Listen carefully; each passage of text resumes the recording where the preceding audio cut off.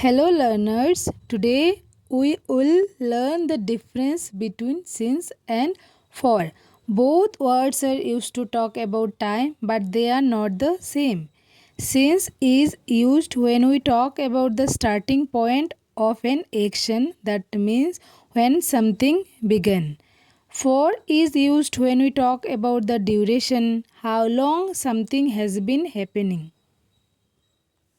So use since for a starting point and use for a duration or time length.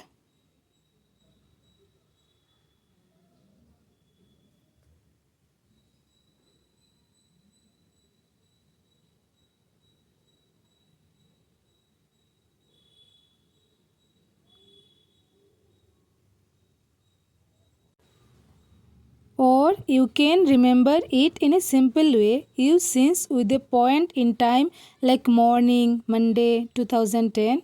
Use for with the length of time like 2 hours, 5 days, 10 years. Let's look at an examples. If I say I have lived here since 2018, that means I started living here in 2018. But if I say I have lived here for 5 years, that means the total time is 5 years. So remember, since tells us when it started, for tells us how long it has continued. You can see the examples I have written here.